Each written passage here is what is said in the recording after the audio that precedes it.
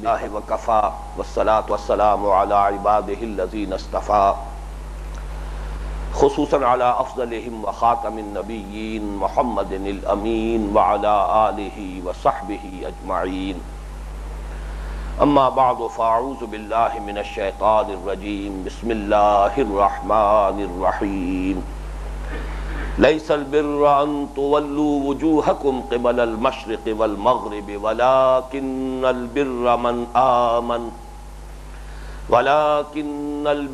من آمن بالله واليوم الآخر والملائكة والكتاب والنبيين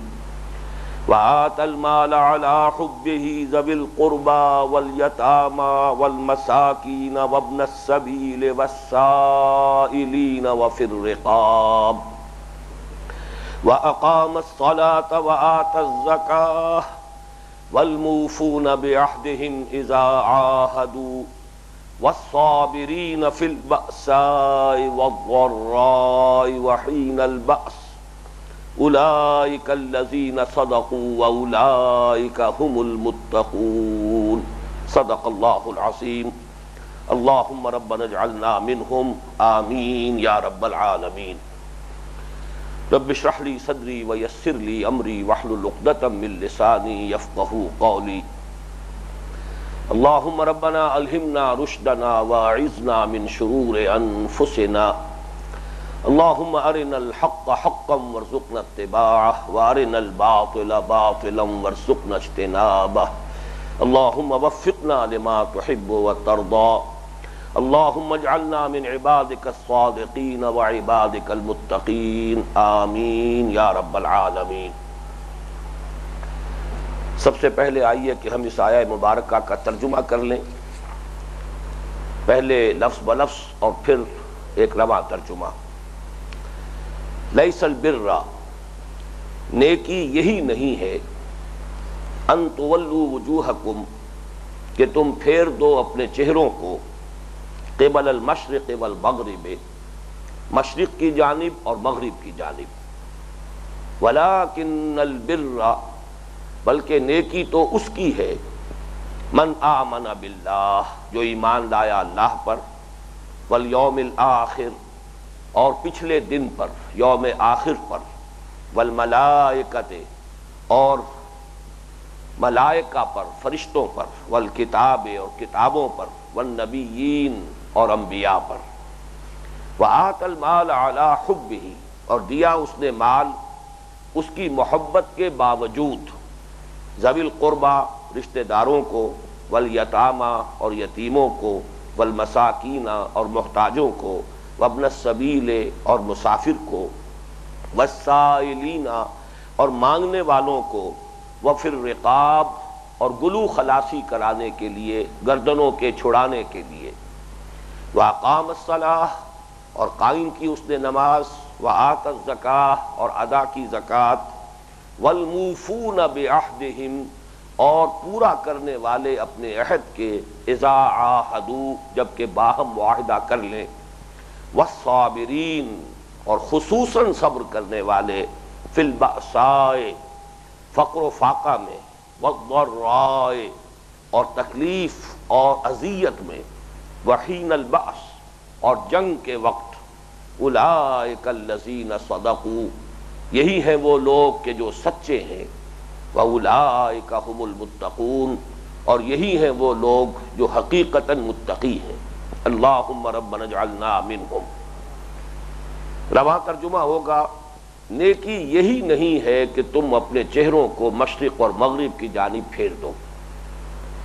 بلکہ حقیقی نیکی اس کی ہے جو ایمان لایا اللہ پر اور یوم آخر پر اور فرشتوں پر اور کتابوں پر اور نبیوں پر، اور دیا اس نے مال اس کے محبوب ہونے کے باوجود، اس کی محبت کے علی الرغم، رشتہ داروں کو، یتیموں کو، محتاجوں کو، مسافر کو، مانگنے والوں کو، اور گردنوں کے چھڑانے میں، وَأَقَامَ الصَّلَاةَ وَآتَى الزَّكَاةَ، اور قائم کی اس نے نماز اور ادا کی زکوٰۃ، وَالْمُوفُونَ بِعَهْدِهِمْ إِذَا عَاهَدُوا،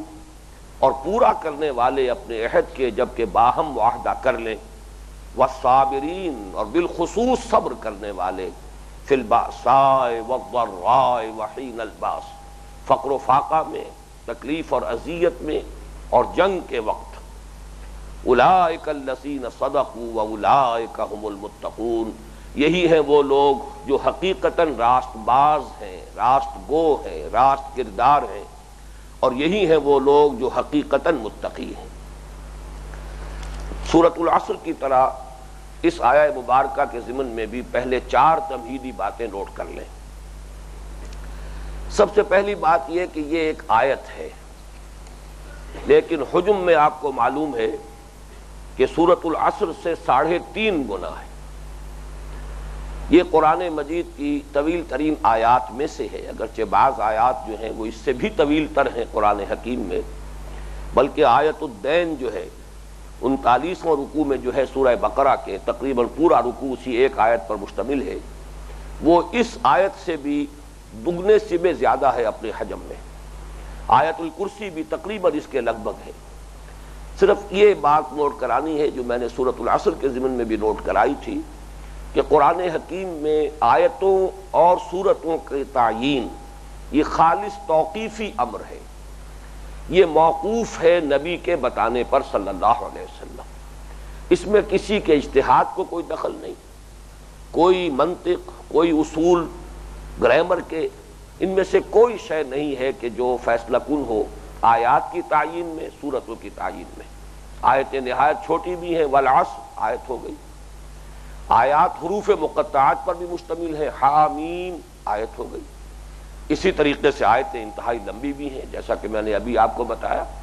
یہ خود یہ آیت ہے، اسی طریقے سے آیت الکرسی ہے، اسی طریقے سے اس سے بھی دگنی سے بھی زیادہ جو آیت الدین ہے۔ تو بات صرف یہ نوٹ کرنے کی ہے کہ یہ تمام امور اصطلاح میں ہم کہتے ہیں کہ توقیفی امور ہیں، یعنی موقوف ہے اس پر کہ نبی صلی اللہ علیہ وسلم ہمیں بتائیں۔ جیسے آپ نے بتایا روایات کے اعتبار سے اختلاف ہو جائے گا، کہیں آیت کی گنتی میں فرق ہو جائے گا، اس لیے کہ وہ روایات جو ہے قرات کی اس کے اعتبار سے اگر فرق ہے، لیکن بنیاد وہی رہے گی کہ اس میں کسی گرامر، کسی منطق، کسی اور اصول کوئی بیان یا اصول کلام ان میں سے کسی کو کوئی دخل حاصل نہیں ہے، یہ کلیتاً نبی اکرم صلی اللہ علیہ وسلم کی بتائی ہوئی باتیں ہیں۔ دوسری بات یہ نوٹ کیجئے کہ یہ ہمارے منتخب نصاب کا موضوع ترین درس نمبر 2 ہے، اس لیے کہ سورۃ العصر میں انسان کی نجات کی 4 شرائط بیان ہوئی، یا اس کے فوز و فلاح کے 4 لوازم بیان ہوئے: ایمان، عمل صالح، تواصی بالحق، تواصی بالصبر۔ اس آیت میں اب آپ دیکھیے کہ 3 چیزیں تو وہ ہیں ان 4 میں سے جو صراحتاً مذکور ہیں، بلکہ ان میں سے ہر ایک کی قدر تفصیل آئی ہے۔ ایک چیز البتہ ایسی ہے جو یہاں پر محذوف ہے، یا صحیح تر الفاظ میں کہنا چاہیے کہ مقدر ہے، مضمر ہے، چھپی ہوئی ہے۔ یہ بات بعد میں بیان ہوگی کہ یہ کیوں مقدر ہے، کس دلیل کی بنیاد پر یہ کہا جا سکتا ہے کہ وہ بات یہاں پر انڈرسٹوڈ ہے، گویا کہ محذوف ہے، لیکن مراد ہے، مقدر ہے، مضمر ہے، چھپی ہوئی ہے، بیان نہیں ہوئی، لیکن یہ کہ یہاں پر گویا کہ وہ مذکور ہے پوٹینشلی بالقوہ۔ سب سے پہلے نوٹ کیجئے سورۃ العصر میں ایک لفظ آیا الا الذین آمنوا، ایمان۔ یہاں آپ دیکھیے کہ 5 ایمانیات کی تفصیل آ گئی، وَلَٰكِنَّ الْبِرَّ مَنْ آمَنَ بِاللَّهِ وَالْيَوْمِ الْآخِرِ وَالْمَلَائِكَةِ وَالْكِتَابِ وَالنَّبِيِّينَ۔ اس کی بہترین تشبیہ جو میرے ذہن میں کبھی آئی تھی اور بارہا میں نے عرض کی ہے، وہ یہ ہے کہ جیسے سورۃ العصر میں جو لفظ ایمان ہے وہ ایک کلی کے مانند ہے۔ کلی ابھی کھلی نہ ہو تو اس میں پتیاں تو ہوتی ہیں لیکن نمایاں نہیں ہوتی، کلی کھلتی ہے، پھول بنتا ہے، وہ پتیاں نمایاں ہو جاتی ہیں۔ گویا کہ لفظ ایمان میں یہ 5 پتیاں موجود تھیں، لیکن سورۃ العصر میں اس کی حیثیت ایک بند کلی کی تھی، جو کہ اس آیہ مبارکہ میں کھل گئی ہے، اس نے پھول کی شکل اختیار کی۔ تو 5 ایمانیات ہمارے سامنے آئے: ایمان باللہ، ایمان بالآخرہ، ایمان بالملائکہ،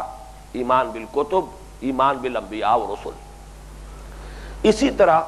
سورۃ العصر میں ایک بہت جامع عنوان تھا وَعَمِلُوا الصَّالِحَاتِ، عمل صالح، بہت گمبھیر، بہت جامع ایک عنوان۔ یہاں اب آپ دیکھیے کہ اس کے 3 ذیلی عنوانات قائم ہوئے ہیں۔ سب سے پہلا اور سب سے اہم انسانی ہمدردی، سخاوت، خدمت خلق، اپنا پیسہ اپنا مال جو طبعاً انسان کو مرغوب ہے محبوب ہے اسے خرچ کر سکنا، ضرورت مندوں پر، محتاجوں پر، مساکین پر، یتیموں پر، لوگوں کی تکلیفیں رفع کرنے میں، لوگوں کو بندنوں سے چھڑانے میں، گردنوں کے آزاد کرنے میں، یہ گویا کہ انسانی ہمدردی اور خدمت خلق، یہ پہلا عنوان ہوا۔ دوسرا عنوان عبادات، وَأَقَامَ الصَّلَاةَ وَآتَى الزَّكَاةَ، یہ عبادات میں سے جو اہم ترین عبادات ہیں نماز اور زکوٰۃ، ان کا تذکرہ ہو گیا۔ اور تیسرے معاملات انسانی، اب جو بھی ہیومن ریلیشنز ہیں ان سب کا اگر آپ تجزیہ کریں گے تو معلوم ہوگا کہ ان سب کی بنیاد کسی نہ کسی معاہدے پر ہے، چاہے وہ معاہدہ صراحتاً کیا گیا، لفظاً اس کو وجود میں لایا گیا، چاہے وہ امپلائڈ ہے، مقدر ہے، گویا کہ از خود وہ چیز موجود ہے جس کی تفصیل بعد میں آئے گی، لیکن تمام انسانی معاملات کا دار و مدار معاہدے پر ہے۔ ایفائے عہد ایک ایسی شے ہے کہ اگر وہ کسی معاشرے میں عام ہو جائے تو گویا کہ اسٹریم لائننگ ہو جائے گی، تمام انسانی معاملات اور باہمی جو بھی لین دین جس طرح کے بھی تعلقات ہیں آپس کے، ان سب کے اندر حسن اور خوبی پیدا ہو جائے گی اور اس میں سے تمام خرابیاں نکل جائیں گی۔ لہذا معاملات کے ضمن میں ایفائے عہد، یہ جو تین ذیلی عنوانات میں نے آپ کے سامنے رکھے ہیں، ان کی بھی ایک بہترین تشبیہ یہ ہے کہ جیسے ایک تناور درخت ہو اور اس تناور درخت کا جو تنا ہے مین، وہ اوپر جا کر تین بڑی بڑی شاخوں میں تقسیم ہو جائے۔ ایک شکل یہ بھی ہوتی ہے کہ ایک لیول پر ایک شاخ نکل گئی، دوسرے لیول پر پھر دوسری شاخ نکلی ہے، تیسرے لیول پر پھر تیسری شاخ ہے، لیکن کبھی آپ نے دیکھا ہوگا ایسے بھی درخت ہوتے ہیں جس کا کہ مین تنا جو ہے جا کر دو شاخوں میں، جو برابر برابر دو شاخیں تقسیم ہو گیا۔ اسی طرح آپ تصور کیجئے کہ تین شاخوں میں وہ مین جو اس کا تنا ہے وہ تقسیم ہو گیا۔ یہ تین شاخیں ہیں، انسانی ہمدردی اور خدمت خلق، عبادات اور نمبر تین معاملات۔ اس کے بعد جو تیسری چیز سورۃ العصر میں تھی، تواصی بالحق، وہ یہاں مذکور نہیں ہے، لیکن جیسا کہ میں نے عرض کیا محذوف ہے، مقدر ہے، مضمر ہے، اس کی دلیل بعد میں سامنے آئے گی۔ آخری چیز سورۃ العصر میں صبر، وتواصوا بالصبر، تواصی بالصبر، یہاں پھر وہی بات جیسے عمل صالح کے تین بڑے بڑے ذیلی عنوانات آئے، صبر کے تین مواقع، والصابرین فی الباساء والضراء وحین الباس، فقر و فاقہ، تنگی، یہ بھوک، اس کو برداشت کرنا، اسی طریقے سے جسمانی اذیت، تکلیف پہنچائی جا رہی ہو، فزیکل پرسیکیوشن ہو رہی ہو، اس میں ثابت قدم رہنا، ڈٹے رہنا، اور سب سے بڑھ کر صبر کا میدان کہ جان ہتھیلی پر رکھ کر میدان میں آ جانا، جان کی بازی لگانے کے لیے انسان تیار ہو، وہاں ثابت قدم رہے، پامردی کا مظاہرہ کرے، بزدلی کا مظاہرہ نہ ہو، انسان پیٹھ دکھا کر نہ بھاگے۔ تو یہ گویا کہ تین مواقع صبر ہے، والصابرین فی الباساء والضراء وحین الباس، اور صبر کرنے والے فقر و فاقہ میں، بھوک میں اور تکلیف میں، اذیت میں، کوفت میں اور جنگ کے وقت۔ اولئک الذین صدقوا واولئک هم المتقون، یہ ہیں وہ لوگ جو سچے ہیں اور یہ ہیں وہ لوگ جو حقیقتاً متقی ہیں۔ تقویٰ کا دعویٰ کرنا آسان ہے، لیکن یہ کہ تقویٰ کی حقیقت سمجھنی ہو تو یہ ایک پوری انسانی شخصیت کا حیولہ ہمارے سامنے آیا ہے، پورے انسانی کردار کی ایک نقشہ کشی ہمارے سامنے کر دی گئی ہے۔ یہ ہے راست باز انسان، یہ ہے متقی انسان۔ اب تیسری بات کی طرف آئیے، اور وہ یہ ہے کہ اس آیہ مبارکہ کا موضوع کیا ہے اور اس کی اہمیت کیا ہے۔ ظاہر بات ہے، ترجمے سے یہ بات سامنے آ چکی ہے کہ اس کا موضوع یہ ہے کہ نیکی کے ایک محدود تصور کی نفی سے بات شروع کی گئی۔ نیکی یہی نہیں ہے کہ تم اپنے چہرے مشرق اور مغرب کی طرف کر دو، بلکہ نیکی تو اس کی ہے جو ان شرطوں کو پورا کر رہا ہو، جس میں یہ خصائص اور اوصاف موجود ہوں۔ تو گویا کہ نیکی کی حقیقتاً نیک شخص کون ہے، یہ اس آیہ مبارکہ کا موضوع ہے۔ اس موضوع کی اہمیت کے بارے میں میں چاہتا ہوں کہ ہم ذرا غور کریں۔ میرا اپنا تاثر اور میرا جو اپنا تجزیہ ہے وہ تو یہ ہے کہ جس طرح انسان کو اپنی حیات مادی کے لیے، زندگی کو برقرار رکھنے کے لیے پانی اور ہوا کی اور غذا کی ضرورت ہے، اس کے بغیر زندگی کا تسلسل باقی نہیں رہے گا۔ اسی طریقے سے معنوی حیات کے لیے لازم ہے ہر انسان کے لیے کہ وہ نیکی کا کوئی نہ کوئی تصور ضرور اختیار کرے، اس لیے کہ انسان کے اندر ایک شے ہے جس کا نام ضمیر ہے۔ بہت استثنائی حالات ایسے ہوتے ہیں جبکہ یہ ضمیر بالکل مر جائے، گویا کہ انسان کی معنوی موت واقع ہو چکی ہو۔ جب تک اس ضمیر میں کچھ بھی رمق ہے زندگی کی، کچھ بھی اس کے اندر ابھی حرارت باقی ہے، تو انسان کی ایک ضرورت ہے کہ وہ اپنے ضمیر کو مطمئن کرے۔ برے سے برا انسان بھی وہ اپنے آپ کو مطمئن کرنے پر موجود ہے کہ اگرچہ میں یہ کر رہا ہوں، یہ کر رہا ہوں، یہ تو مجبوری ہے، پیشے میں عیب نہیں رکھیے نہ فرہاد کو نام، اب یہ کیا کروں، یہ تو انیویٹیبل ہے، اس کے بغیر تو ممکن نہیں میرا گزارا، لیکن میں یہ بھی کر رہا ہوں، یہ بھی کر رہا ہوں، یہ بھی کر رہا ہوں۔ اگر اپنے آپ کو تھپکی نہ دے گا، اپنے ضمیر کو مطمئن نہیں کرے گا، تو واقعہ یہ ہے کہ شخصیت اندر سے ٹوٹ پھوٹ کر رہ جائے گی، اس کے اپنے اندر سے وہ اعتماد ختم ہو جائے گا، جس اعتماد کے سہارے سے انسان کی یہ معنوی شخصیت برقرار رہتی ہے۔ اس کے اندر جو ایک تا ہے، اس کے اندر جو ایک ہونے کی کیفیت ہے کہ وہ ایک حیات جو ہے حیاتیاتی اکائی کی حیثیت سے برقرار رہے، اس کے لیے ضروری ہے انسان کے اپنے اندر کا ایک اطمینان، چاہے وہ جھوٹا اطمینان ہو، چاہے انسان نے اپنے آپ کو کسی ہی بہت ہی یعنی غلط بنیاد پر اپنے آپ کو وہ مطمئن کیا ہو اپنے ضمیر کو، لیکن یہ کہ یہ ہر انسان کی ایک لازمی ضرورت ہے۔ اب میں یہ چاہتا ہوں کہ اس کے ضمن میں بلکہ یہ کہ ایک بہت پیارا شعر ہے جو مجھے کبھی میں نے کہیں سنا تھا، مجھے یہ بھی معلوم نہیں کہ یہ شاعر کون ہے، لیکن جو میں نے ابھی عرض کیا ہے کہ نیکی کا کوئی نہ کوئی تصور اختیار کرنا ہر انسان کی لازمی ضرورت ہے۔ اگر یہ نہیں ہوگا تو انسان ٹوٹ پھوٹ کر رہ جائے گا، اندر سے اس کی شخصیت جو ہے سپلٹ ہو جائے گی، وہ ایک وحدت کی حیثیت سے اپنی معنوی شخصیت کو برقرار نہیں رکھ سکے گا۔ تو اس کی بہترین تعبیر ہے بقدر پیمانہ تخیل سرور ہر شے میں ہے خودی کا، اگر نہ ہو یہ فریب پیہم تو دم نکل جائے آدمی کا۔ یہ خودی کا ایک احساس جو ہے یہ انسان کو، بلکہ یہ کہ ہر شے کو اپنے یہ خودی کا احساس جو ہے اس کے اپنے وجود کے برقرار رکھنے میں بہت مفید ہے۔ تو بقدر پیمانہ تخیل سرور ہر شے میں ہے خودی کا، اگر نہ ہو یہ فریب پیہم تو دم نکل جائے آدمی کا۔ تو واقعہ یہ ہے کہ چاہے انسان اپنے آپ کو دھوکہ دے رہا ہو، لیکن کسی نہ کسی نیکی کا وہ اہتمام کر کے اپنے آپ کو مطمئن کرنے پر مجبور ہے کہ جہاں میری مجبوریاں ہیں اور ان کی بنا پر میں یہ غلط حرکتیں کرنے پر گویا کہ مجبور ہو چکا ہوں، لیکن میں نے ان نیکیوں کا بھی اہتمام کیا ہے۔ اس کا ذرا تجزیہ کر دیجئے۔ ہمارے معاشرے میں جو بدترین لوگ شمار ہوں گے ان کا اگر ایک ایک کر کے آپ جائزہ لیں تو شاید سر فہرست اس میں فاحشہ عورتیں آئیں، عصمت فروش عورتیں، اپنا جسم بیچنے والی، لیکن یہ کہ آپ نے دیکھا ہوگا کہ ان کے ہاں بھی ایک کھاتا نیکی کا کھلا رہتا ہے، چنانچہ عرسوں میں حاضر ہوتی ہیں، مزاروں پر حاضری دینا، عرسوں میں شرکت، وہاں دھمال کھیلنا، اسی طریقے سے تعزیے کے جلوس میں کالے کپڑے پہن کر اس میں آگے آگے ہونا، بلکہ ہراول دستے کی شکل اختیار کرنا، سبیلیں لگانا، بعض کے بارے میں آپ کے علم میں ہوگا مسجدیں تعمیر کرانا، یہ سارے کام ہیں کہ جو وہ کرتی ہیں، اس لیے کہ انہیں بھی یہ احساس ہوتا ہے۔ اور واقعہ یہ کہ ان کے ضمن میں تو شاید یہ بات اتنی غلط بھی نہیں ہے،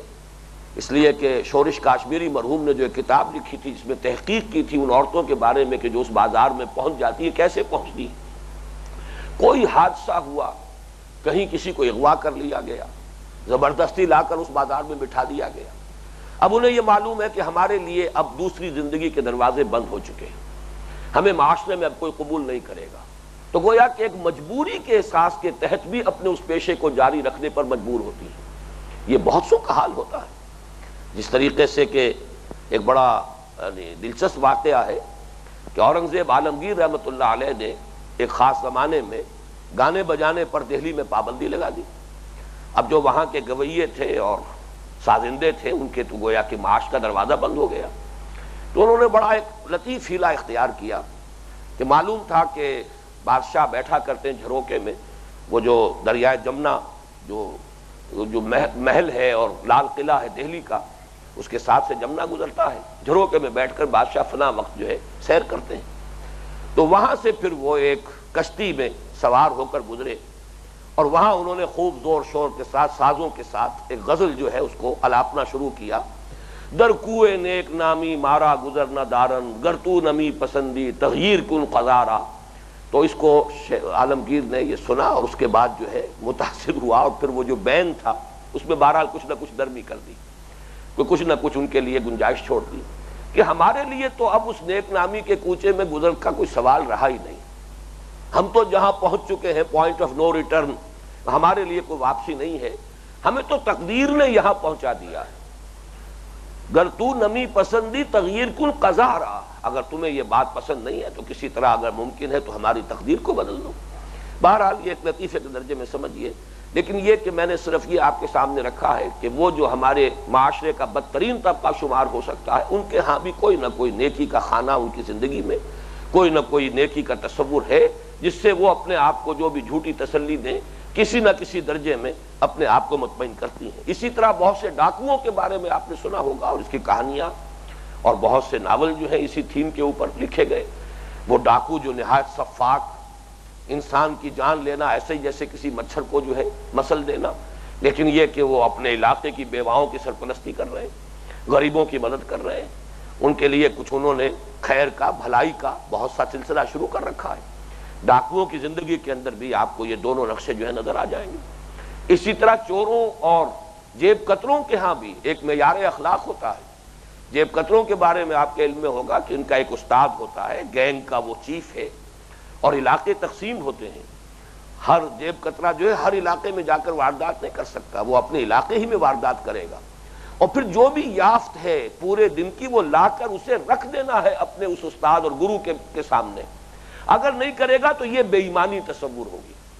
گویا کہ باقی جو کچھ وہ کر رہے ہیں وہ تو پیشہ ہے، پیشے میں عیب نہیں، رکھیے نہ فرہاد کو نام۔ یہ بے ایمانی ہے کہ تم نے دن بھر کی کمائی جو ہے اس میں سے کچھ کنسیل کیا ہے، چھپا لیا، اور سارا کا سارا لا کر نہیں رکھا ہے۔ تو معلوم یہ ہوا کہ جو بدترین طبقات ہیں معاشرے کے، ان کے ہاں بھی کوئی نہ کوئی نیکی کا تصور، کوئی نہ کوئی خیر کا کھاتا جو ہے وہ کھلا ہوتا ہے۔ اس سے آگے آئیے تو جو ہمارے ہاں کے معزز طبقات ہیں، میں نے بنیادی تقسیم کی ہے تو بدترین طبقات، لیکن معزز طبقات جو ہیں ان میں بھی اگر آپ تجزیہ کریں گے تو دو حصوں میں انہیں منقسم سمجھیے۔ ایک ہمارے ہاں کے جو مذہبی مزاج کے لوگ ہیں، ان کے ہاں آپ کو نیکی کا تصور یہ ملے گا کہ میکسیمم ایمفیسس عبادات پر ہے اور ظواہر پر ہے۔ باقی یہ کہ عبادات کی پابندی اور اس میں تفصیلات کے بارے میں بھی بہت حساس ہونا، ذرا سا کوئی فرق ہو گیا ہے تو بے چین ہو جانا، بے کل ہو جانا، اس پر انتہائی ان کو تشویش ہو جائے گی، یہ اس میں یہ کمی رہ گئی ہے، فلاں میں یہ کمی رہ گئی میرے کام میں۔ لیکن ویسے ان کی زندگی میں معاملات میں دیکھیے، جھوٹ ہے کھلم کھلا، کاروبار ہے، سب کچھ ہو رہا ہے، دھوکہ ہو رہا ہے، فریب ہو رہا ہے، نماز روزے کی پابندی ہے، سودی کاروبار جو ہے دھڑلے کے ساتھ، وہ بالکل یوں سمجھیے کہ ہنی مریا ہو رہا ہے، بلیک مارکیٹنگ ہو رہی ہے، دھوکے دیے جا رہے ہیں، سودا کر کے جو ہے زبان انسان جو ہے وہ زبان دے کر اور پھر اس کو بدل رہا ہے۔ آپ کو غنڈوں کے ہاں، بلکہ یہ چوتھا طبقہ جو ہمارے ہاں ہے وہ میں رہ گیا ذکر میں، جنہیں آپ کہتے ہیں غنڈے، یہ بستہ الف اور بستہ بے کے غنڈے، جن کے کھاتے کھلے ہوتے ہیں تھانوں میں، ان کے ہاں آپ کو نظر آئے گا کہ ان کے ہاں معیار اخلاق ہے، زبان دے دی ہے اب میں واپسی سے نہیں پھر سکتا، جتنا انہیں اپنے عہد کا پاس ہوتا ہے سفید پوش لوگوں کو نہیں ہوتا۔ اسی طریقے سے اگر کہیں راہ چلتے ہوئے دیکھیں آپ کے کسی پر زیادتی ہو رہی ہے، کسی پر ظلم کیا جا رہا ہے، تو مجھ جیسے اور آپ جیسے سفید پوش لوگ جو ہیں وہ وہاں سے دامن بچا کر نکل جانے میں عافیت سمجھیں گے۔ اب کون اس کھکیڑ میں پڑے، کہیں گواہی دینی پڑے گی، کہیں پولیس پرچے میں جانا پڑ جائے گا، 100 چکر ہوں گے، آدمی اپنا دامن بچاتا ہے، نکل جاتا ہے۔ لیکن آپ دیکھیں گے ان غنڈوں کو کہ وہ سامنے آ جائیں گے اور وہ اس ظلم کا راستہ روکنے کے لیے تیار ہو جائیں گے۔ تو معلوم ہوا کہ یہ جو چیزیں ہیں ہمارے ہاں مختلف کردار جو پائے جاتے ہیں، ان میں جو یہ نیکی اور بدی کا امتزاج ہے، اس میں خاص طور پر اب جو میں نوٹ کرا رہا تھا کہ دو طبقات شرفاء کے جو ہمارے معزز طبقات ہیں، ان میں ایک طبقہ مذہبی مزاج کے لوگوں کا، ظاہر بات ہے اس میں کچھ ہمارے کاروباری حضرات بھی کچھ نمایاں ہیں، انہی کے چندوں سے اور انہی کے تعاون سے ہماری مسجدیں بنتی ہیں اور ان کے لیے قالین فراہم ہوتے ہیں، اور ہمارے جو دینی ادارے ہیں اور تعلیم گاہیں ہیں ان کے چندوں سے چلتی ہیں، دارالعلوم جو ہے وہ انہی کے تعاون سے چل رہے ہیں۔ ان کے ہاں آپ دیکھیں گے کہ نماز، روزہ، حج، عمرہ،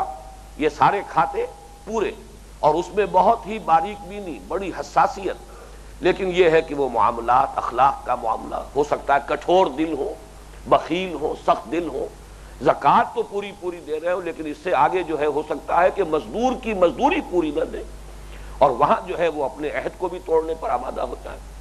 پھر یہ کہ اسی میں جب آگے آپ جائیں گے علماء کا طبقہ ہے، علماء کے طبقے میں ظاہر بات ہے کہ یہ عبادات کے ساتھ شغف اور ظواہر دین اور تقویٰ جو ہے ان کا تو اہتمام ہوگا، لیکن ہو سکتا ہے کہ بخل موجود ہو، بلکہ اکثر و بیشتر ہوتا ہے۔ عام طور پر علماء کا طبقہ یہ سمجھتا ہے کہ یہ صدقہ خیرات کرنا دوسروں کا کام ہے،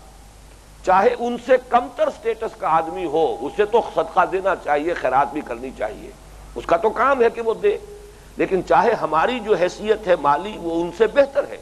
لیکن یہ چیزیں ہمارے لیے نہیں ہیں۔ یہ تو در حقیقت ہم تو ریسیونگ اینڈ پر ہیں، نہ یہ کہ دینے والا معاملہ جو ہے، بلکہ یہ تو ہمارا کام تو ہے کہ ہم ریسیو کرتے ہیں۔ یہ سارے بڑے تلخ حقائق ہیں جو میں آپ کے سامنے رکھ رہا ہوں، اور اسی وجہ سے در حقیقت ہمارے ان انسٹیٹیوشنز کا وقار اور اعتماد جو ہے وہ ختم ہوا ہے۔ لیکن اس کے برعکس ایک دوسرا طبقہ آپ کو نظر آئے گا، ہمارے ہاں جدید تعلیم یافتہ لوگوں کا طبقہ، ان کا جو تصور ہے نیکی کا، وہ تصور یہ ہے کہ بھائی کام اپنا صحیح کرنا چاہیے، اپنے فرائض صحیح ادا کرنے چاہیے، کسی کو دھوکہ نہیں دینا چاہیے، جو ذمہ داری قبول کی ہے پوری کرنی چاہیے، باقی نماز روزہ یہ تو ذاتی معاملہ ہے، کوئی شخص کر لے گا اپنے لیے کرے گا، نہیں کرے گا تو بہرحال اس کی کوئی کمی رہ جائے گی، لیکن اصل شے جو ہے وہ یہ ہے کہ انسان جھوٹ نہ بولے، انسان کسی کو دھوکہ نہ دے، وعدہ خلافی نہ کرے، کسی کا حق نہ مارے، کسی سے قول و قرار کیا ہے تو اب اس کو پورا کرے، اس میں وعدہ خلافی نہ کرے۔ گویا کہ ان کے ہاں معاملات کی اہمیت زیادہ ہے، کم سے کم نظری اعتبار سے، کم سے کم گفتگو کے اعتبار سے، کہنے سننے میں وہ معاملات کو اہمیت دیں گے، عبادات کو نہیں دیں گے، جبکہ مذہبی طبقات چاہے وہ عوام ہو اور چاہے وہ علماء ہو، ان کے ہاں عبادات اور ان کے ظواہر ان کی اصل اہمیت ہے،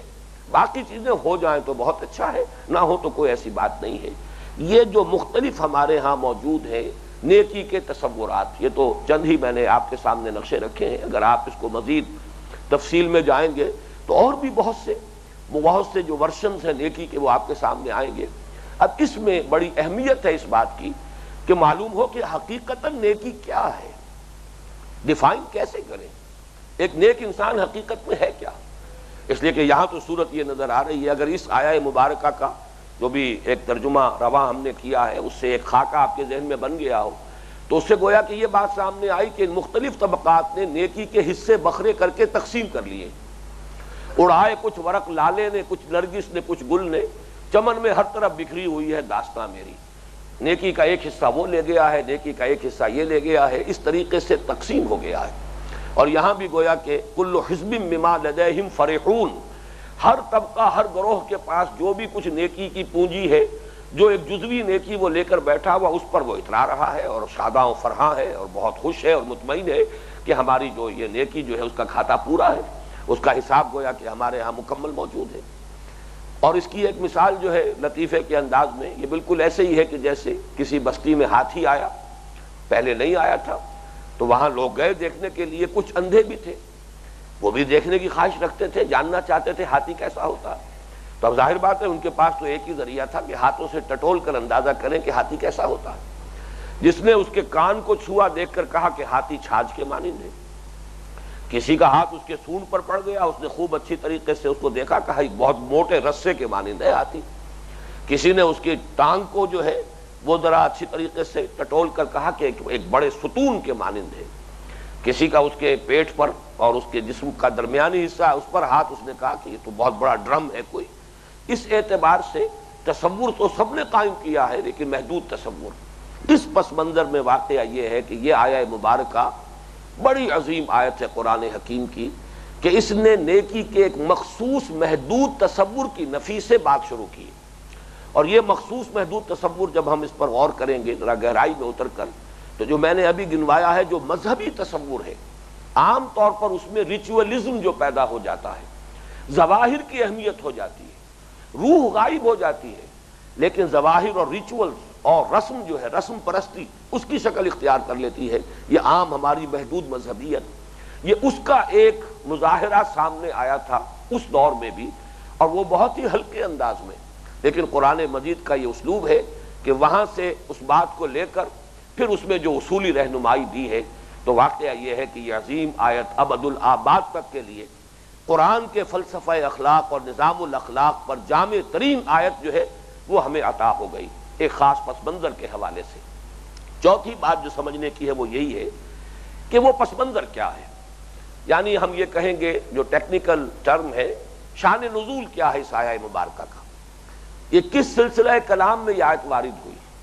یہ نیکی کی حقیقت کی بحث چھڑ کیسے گئی۔ ظاہر بات ہے قرآن مجید نازل ہوا ہے خاص دور میں، خاص حالات میں، خاص معاشرے میں، اور اس میں اکثر و بیشتر جو حصے نازل ہوئے ہیں اس کا ایک خصوصی پس منظر ہے تاریخی واقعاتی حالات کے اعتبار سے۔ تو اس میں دیکھ کر، جیسا کہ میں نے جب تعارف قرآن کے بارے میں گفتگو ہو رہی تھی تو شروع میں تفصیل سے عرض کیا تھا کہ یہ جو تعویل عام اور تعویل خاص ہے، قرآن مجید پر سب سے پہلے غور ہونا چاہیے اس کانٹیکسٹ میں رکھ کر، ٹائم اینڈ سپیس کانٹیکسٹ، جو پس منظر ہے زمان و مکان کا جس میں وہ آیت نازل ہوئی، اس میں رکھ کر غور کیا جائے اس وقت یہ آیت جو ہے کس سلسلے میں وارد ہوئی اور اس کا مفہوم کیا سمجھا گیا۔ اس حوالے سے چوتھی بات اب یہ ہے کہ اس کا کیا سلسلہ کلام تھا، کیا گفتگو تھی، کیا موضوع تھا، کیا بحث تھی جس کے ضمن میں یہ عظیم آیت مبارکہ جو ہے وہ نازل ہوئی ہے۔ اس میں ظاہر بات ہے ہر شخص سمجھ سکتا ہے محض اس رواں ترجمے سے جو ہم کر چکے ہیں کہ اس کے پس منظر میں ہے تحویل قبلہ کا واقعہ۔ تحویل قبلہ کا واقعہ کیا ہے، پہلے تو اسے واقعاتی انداز میں اس کی جو تاریخ ہے اس کو سمجھ لیجئے۔ نبی اکرم صلی اللہ علیہ وسلم جب تک مکہ مکرمہ میں مقیم رہے ہجرت سے پہلے، اس وقت تک ہمیں یہ معلوم ہوتا ہے مختلف روایات سے کہ جب آپ نماز پڑھتے تھے،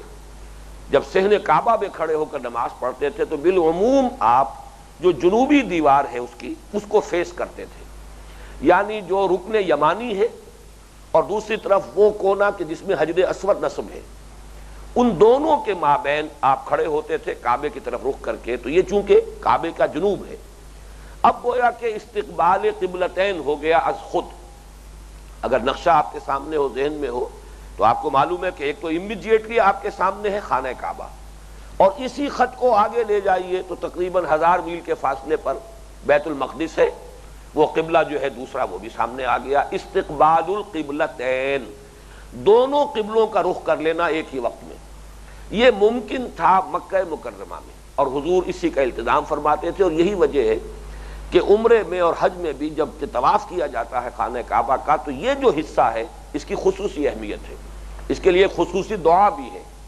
انہی دو جو ہے ارکان جو ہے، دو کونے ہیں جن کو چھونا، بلکہ یہ کہ حجر اسود کو تو چومنا یہ مسنون ہے، چومنے کا موقع نہ ملے تو ہاتھ لگا دینا۔ اسی طریقے سے یہ رکن یمانی جو کہلاتا ہے، اس کو بھی، اس کا بھی استلام جو ہے، اس کو مس کرنا، مسح کرنا، یہ بھی مسنون ہے۔ یہ دونوں اہم ترین رکن ہیں، رکن عراقی، رکن شامی، یہ ہے شمال کی طرف، اور یہ جنوب کی طرف ہے وہ کونا کہ جس میں حجر اسود نصب ہے، اور دوسرا وہ کونا جو کہ گویا کہ جنوب مغرب کی طرف ہے کعبے کے، بلکہ تقریباً جنوب کی طرف ہے، تھوڑا سا مغرب کی طرف، اور وہ ہے رکن یمانی۔ اس کے لیے خاص دعا ہے، ربنا آتنا فی الدنیا حسنۃ وفی الآخرۃ حسنۃ وقنا عذاب النار، جو قرآن مجید میں وارد ہوئی ہے حج کے ضمن میں دعا، وہ خاص طور پر اسی طواف کے اسی حصے میں، ہر شوط میں اس کا اہتمام کیا جاتا ہے کہ اس حصے میں وہ دعا مانگی جائے۔ بہرحال یہ صورتحال جو ہے استقبال قبلتین، یہ اس وقت تک تو ممکن تھی جب تک کہ حضور مکے میں رہے۔ اب جب حضور ہجرت فرما کر مدینہ منورہ تشریف لے آئے، اب یہ ناممکن ہو گیا۔ مدینہ منورہ جو ہے اس کے جنوب میں ہے مکہ مکرمہ یعنی خانہ کعبہ، اور شمال میں ہے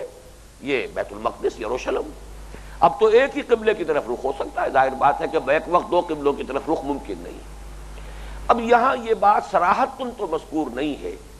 لیکن یہ کہ اندازہ یہی ہوتا ہے قرآن مجید کے جو انداز بیان ہے، اسلوب بیان سے، کہ اللہ تعالیٰ کے خصوصی حکم کے تحت، خصوصی رہنمائی کے تحت حضور نے اب رخ کیا بیت المقدس کی طرف۔ اس میں بڑی حکمتیں بھی ہیں، عملی اعتبار سے بھی اس کے بڑے فوائد ہوئے، لیکن اس وقت ظاہر بات ہے وہ موضوع نہیں ہے میرا، لیکن یہ کہ تاریخی اعتبار سے یہ نوٹ کر لیجئے کہ 16 مہینے تک حضور نے یروشلم کی طرف یعنی بیت المقدس کی طرف، مسجد اقصیٰ کی طرف رخ کر کے نماز پڑھی۔ اگرچہ قرآن مجید ہی سے 17واں رکوع جو ہے سورہ بقرہ کا معلوم ہوتا ہے کہ حضور کو بھی بہرحال طبیعت پر یہ بات گراں گزر رہی تھی. معلوم ہوتا ہے کہ اگر طبیعت پر گراں گزر رہی تھی تو یقیناً کوئی حکم تھا اللہ کا جس کے تحت ایسا کیا ہے. اور یہ فرمایا بھی ہے وَمَا جَعَلْنَا الْقِبْلَةَ الَّتِي كُنْتَ عَلَيْهَا إِلَّا لِنَعْلَمَ مَن يَتَّبِعُ الرُّسُولَ مِمَّن يَنقَلِبُ عَلَىٰ عَقِبَيْهِ. ہم نے جو مقرر کیا تھا یہ قبلہ تو اس لیے مقرر کیا تھا کہ ہم دیکھ لیں، تمیز ہو جائے ان لوگوں میں کہ جو رسول کا اتباع کرتے ہیں ہر حال میں، اور ان لوگوں میں کہ جو اپنی ایڑیوں کے بل مڑ جانے والے ہیں، کہ جن کے اندر عصبیت جو ہے مقامی مکی ہونے کی نسبت سے اگر عصبیت زیادہ تھی، اور آبائی نسبت جو ہے حضرت ابراہیم علیہ السلام سے اس کے حوالے سے خانہ کعبہ کی عصبیت زیادہ تھی، تو ان پر تو ظاہر بات ہے بہت بڑا شاق معاملہ گزرا ہے. یہ 16 مہینے تک خانہ کعبہ کی طرف پشت کر کے اور بیت المقدس کی طرف رخ کر کے نماز پڑھی جائے، تو یہ ایک بڑی آزمائش تھی جو اللہ تعالیٰ نے کی ہے. بہرحال اس کے بعد پھر حکم آیا قد نرى تقلب وجهك في السماء فلنولينك قبلة ترضاها فول وجهك شطر المسجد الحرام. اے نبی ہم دیکھتے رہے ہیں آپ کے چہرہ مبارک کا بار بار آسمان کی طرف اٹھنا، آپ کو انتظار تھا تحویل قبلہ کے حکم کا، وہ ظاہر ہو رہا ہے ان الفاظ سے. تو اب ہم پھیر دیتے ہیں آپ کو، رخ آپ کا تبدیل کیے دیتے ہیں اسی قبلے کی طرف جو آپ کو پسند ہے. فول وجهك شطر المسجد الحرام، تو اب اپنا رخ کر لیجئے مسجد حرام کی طرف. یہ تحویل قبلہ ہوا. اور یہ واقعہ بھی دلچسپ ہے کہ حضور اس وقت مدینے سے باہر ذرا فاصلے پر کسی جگہ پر، جیسے ہمارے ہاں ہوتے ہیں کہیں 2-4 گھر ہیں، کوئی کھیت ہے، باغ ہے، اس کے اندر ہی کوئی 2-3 گھر بن گئے ہیں، ایسی ہی کوئی جگہ تھی جہاں آپ کھانے پر مدعو تھے، اور کھانے کے بعد ظہر کی نماز آپ ادا کر رہے تھے، جو بھی آپ کے ساتھ تھے وہاں صحابہ میں سے. اس وقت عین نماز کی حالت میں یہ آیت نازل ہوئی فَوَلِّ وَجْهَكَ شَطْرَ الْمَسْجِدِ الْحَرَامِ، اور نماز کی حالت ہی میں آپ نے تحویل کی ہے، رخ بدل لیا ہے اسی جگہ پر. اسی لیے وہاں اب جو ہے مسجد القبلتین یہ تعمیر کی گئی ہے نشانی کے طور پر کہ یہ وہ جگہ ہے. اس مسجد میں 2 محراب بنا دیے گئے ہیں، ایک شمالی دیوار میں بھی اور ایک جنوبی دیوار میں بھی. پہلے شمال کی طرف رخ تھا حضور کا، اس کے بعد آپ نے جنوب کی طرف رخ کیا ہے، تو مسجد القبلتین. اب اصل بات یہ ہے کہ اس پر ایک بڑی تشویش پیدا ہو گئی. تشویش بھی پیدا ہوئی اور پھر اس کو بھڑکایا اور اس کو ایکسپلائٹ کیا یہودیوں نے. یہودی بڑی منظم جماعت، جیسے کہ ہندو ہمارے ہاں ہوتے تھے، چاہے وہ اقلیت میں ہوتے تھے لیکن تعلیم یافتہ، منظم، مہذب اور دولت مند ہونے کے اعتبار سے ان کی جو حیثیت تھی، اسی طریقے سے یہودیوں کا معاملہ تھا مدینے میں.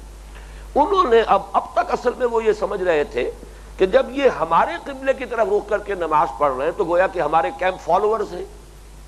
اس لیے انہیں بہت زیادہ تشویش نہیں تھی. ایک محسوس تو ہوتا تھا کہ یہ ایک نئی نبوت کا معاملہ ہے، نئی کتاب نازل ہو رہی، لیکن ہمارے قبلے کی پیروی کر رہے ہیں تو گویا کہ ہمارے تابع ہیں، ہمارے کیمپ فالوورز ہیں. اس اعتبار سے انہیں کسی درجے میں کچھ اطمینان تھا، کچھ احساس تھا کہ ہمیں کوئی خطرہ نہیں ہے، ہمارے لیے کوئی اندیشہ نہیں ہے. اب جب قبلہ تبدیل ہو گیا تو ان کے کان کھڑے ہوئے کہ یہ تو بالکل کوئی نئی ایک تنظیم ہو رہی ہے، نئی تشکیل ہو رہی ہے، نئی امت ہے جس کا مرکز علیحدہ، جس کا قبلہ اب جدا ہو گیا ہے، مختلف ہو گیا ہے. تو اس سے جو ان کے کان کھڑے ہوئے اور انہیں موقع مل گیا کہ جو مذہبی تباہ ہوتے ہیں وہ چونکہ بہت حساس، جیسا کہ میں نے عرض کیا، مظاہر سے ان کی حساسیت کا معاملہ بہت شدید ہوتا ہے. تو بہت سے ہمارے صحابہ کے ذہن میں بھی یہ تشویش پیدا ہوئی کہ یہ 16 مہینے جو ہم نے نمازیں پڑھی ہیں، اگر قبلہ اصل یہ تھا تو اس کا مطلب تو یہ ہوا کہ پھر وہ ہماری نمازیں ضائع ہو گئی. یہ تشویش اس حد تک ہوئی ہے کہ وہیں 17ویں رکوع کے اندر یہ بھی فرمایا گیا وَمَا كَانَ اللَّهُ لِيُضِيعَ إِيمَانَكُمْ. اب اے مسلمانوں اس میں تشویش محسوس نہ کرو، اللہ تمہارے ایمان کو ضائع کرنے والا نہیں ہے. یعنی چونکہ نماز تو اہم ترین ستون ہے دین کا، رکن رکین ہے، رکن اعظم ہے، الصلاۃ و عماد الدین. تو تشویش یہ ہوئی کہ اگر یہ غلط رخ پر تھی ہماری یہ 16 مہینے کی نمازیں تو یہ نمازیں ضائع ہو گئیں، گویا کہ ایمان ضائع ہو گیا. ایمان کے بارے میں تشویش ہوئی. مَا كَانَ اللَّهُ لِيُضِيعَ إِيمَانَكُمْ، اللہ تعالیٰ تمہارے ایمان کو ضائع کرنے والا نہیں ہے. اس وقت یہی حکم تھا، تم نے اطاعت کی ہے اللہ کی اور اس کے رسول کی، وہ نمازیں سب درست ہوئی ہیں، اس میں کسی تشویش کی ضرورت نہیں ہے. اب یہ حکم ہے، اب ادھر رخ کرو. اصل معاملہ تو ہے اللہ اور اس کے رسول کا حکم ماننا. اصل مسئلہ یہ نہیں ہے کہ رخ کون سا ہے. اس ضمن میں اب نوٹ کیجئے کہ یہ تشویش جس درجے ہوئی اور اس کو جس درجے ایکسپلائٹ کیا یہود نے، اس کا آپ کو اس سے اندازہ ہوگا کہ قرآن مجید نے کس شد و مد کے ساتھ، آج ہمیں تو محسوس ہوتا چھوٹا سا واقعہ تھا، کوئی سی بڑی بات تو نہیں تھی، کتنے شد و مد کے ساتھ اس واقعے کو قرآن مجید نے ڈسکس کیا ہے۔ پہلے تو آپ نوٹ کیجئے کہ دوسرے پارے کے پہلے 2 رکوع، سورہ بقرہ کا رکوع نمبر 17، رکوع نمبر 18، پورے کے پورے 2 رکوع اسی موضوع پر ہیں۔ سَيَقُولُ السُّفَهَاءُ مِنَ النَّاسِ مَا وَلَّاهُ مَنْ قِبْلَتِهِمُ الَّتِي كَانُوا عَلَيْهَا، یہ تیوری بتا رہے ہیں کہ عنقریب کہیں گے یہ لوگ، احمق لوگ اور نادان لوگ اور یہ لوگ جو ہیں طرح طرح کے یہ اشغلیں چھوڑیں گے، شوشے چھوڑیں گے مسلمانوں کو پریشان کرنے کے لیے، تشویش میں مبتلا کرنے کے لیے۔ تو یہ 2 رکوعوں میں کتنی تکرار کے ساتھ بات آئی ہے، اس سے در حقیقت اندازہ ہو سکتا ہے کہ اس وقت یہ معاملہ کس درجے اہمیت کا حامل تھا۔ بلکہ اس سے بھی آگے بڑھ کر آپ کو قرآن مجید کا ایک اور اسلوب معلوم ہوگا کہ اس بحث کا آغاز کیا گیا 2 رکوع قبل۔ 14ویں رکوع میں وہ آیت آئی ہے کہ آیت نمبر 115 ہے سورہ بقرہ کی، وَلِلَّهِ الْمَشْرِقُ وَالْمَغْرِبُ فَأَيْنَمَا تُوَلُّوا فَثَمَّ وَجْهُ اللَّهِ إِنَّ اللَّهَ وَاسِعٌ عَلِيمٌ۔ مشرق اور مغرب سب اللہ کے لیے ہے، جدھر بھی تم رخ کرو اللہ ہی کا رخ ہے۔ اللہ تعالیٰ بہت وسعت والا ہے اور ہر شے کا جاننے والا ہے۔ بلکہ ایک آدمی حیران ہوتا ہے، وہاں جو ہے کوئی سیاق و سباق ہے نہیں ایسا، ابھی کہیں گفتگو ہو نہیں رہی تھی قبلے کے بارے میں، لیکن قرآن کا اسلوب یہ ہے کہ ایک موضوع جس پر آگے جا کر تفصیلاً گفتگو کرنی ہے، ایک بنیادی رہنمائی پہلے دے دی جائے تاکہ غور کرنے والے لوگ، سوچ و بچار کرنے والے لوگ، اولو الالباب لوگ، ہوش مند لوگ، وہ تو گویا کہ اشارے ہی سے بات سمجھ لیں اور وہ بات ان کے لیے اپنی ذہنی سطح کے اعتبار سے کفایت کر جائے۔ تو للہ المشرق والمغرب، یعنی یہ نہ سمجھو کہ یہ جو قبلہ کوئی معین ہوتا ہے تو اللہ تعالیٰ اس قبلے اس سمت میں محدود ہے، معاذ اللہ۔ اللہ تعالیٰ تو ہر سمت میں ہے، اللہ کسی سمت میں محدود نہیں، وہ مکان سے، مکانیت سے، جسم سے، جسمانیت سے، سمت سے، ہر شے سے اعلیٰ ہے، عرفہ ہے، منزہ ہے۔ اس اعتبار سے یہ تو صرف ایک انتظامی معاملہ ہے، یکسانی پیدا کرنے کے لیے کہ لوگ جو ہیں وہ صرف ایک ہی سمت میں ایک ہی صف باندھی ہوئی ہو، یہ نہ ہو کسی کا رخ ادھر ہے کسی کا رخ ادھر ہے، کوئی مغرب کی طرف کوئی مشرق کی طرف، اس کے لیے یکسانی پیدا کر دی گئی۔ اس کے لیے اللہ تعالیٰ اپنے شاعر میں سے کسی بھی شعیرے کو معین کر دے۔ باقی یہ کہ بہرحال جیسے کہ غالب نے کہا اور بہت خوبصورت انداز میں کہا ہے کہ ہے پرے سرحد ادراک سے اپنا مسجود، قبلے کو اہل نظر قبلہ نما کہتے ہیں۔ یہ تو کعبہ بھی ہمارا مسجود نہیں ہے، بلکہ یہ تو در حقیقت ہمارا مسجود تو اللہ ہے پرے سرحد ادراک سے اپنا مسجود، قبلے کو اہل نظر قبلہ نما کہتے ہیں۔ یہ تو در حقیقت ہمارے لیے ایک ڈائریکشن ہے جو متعین کر دی گئی۔ باقی مشرق، مغرب، شمال، جنوب سب سمتیں اللہ کی ہیں۔ للہ المشرق والمغرب فأینما تولوا فثم وجہ اللہ، جدھر بھی تم رخ کرو گے اللہ ہی کا رخ ہے۔ ان اللہ واسع علیم، یقیناً اللہ تعالیٰ بہت وسعت والا ہے اور ہر شے کا جاننے والا ہے۔ یہاں گویا کہ گفتگو کر کے صرف ایک اشارہ دے کر بات ختم کر دی گئی۔ اس کے بعد پھر 2 رکوعوں کے بعد 15واں اور 16واں رکوع درمیان میں سے نکلا، پھر 17واں اور 18واں رکوع پورا کا پورا اسی تحویل قبلہ پر، جیسا کہ میں عرض کر چکا ہوں۔ اس کے بعد پھر 3 رکوع چھوڑ دیے گئے، چنانچہ 19واں، 20واں، 21واں 3 رکوع ختم ہو کر پھر یہ آیت پھر آ رہی ہے، آیت نمبر 177، یہ 22ویں رکوع کی پہلی آیت ہے۔ اس کو میں کہا کرتا ہوں یہ گویا کہ کلین اپ آپریشن ہے۔ اگر کوئی تھوڑا بہت اثر اب بھی رہ گیا ہو، کسی کے ذہن میں کوئی تشویش ہو، کسی کو اب بھی اطمینان نہ ہو رہا ہو، تو اس کی صفائی کے لیے، وہ تمام شبہات کو ختم کرنے کے لیے موپنگ اپ آپریشن جسے کہا جاتا ہے ملٹری کی اصطلاح میں، یا کلین اپ آپریشن آج کل جو لفظ استعمال کرتے ہیں،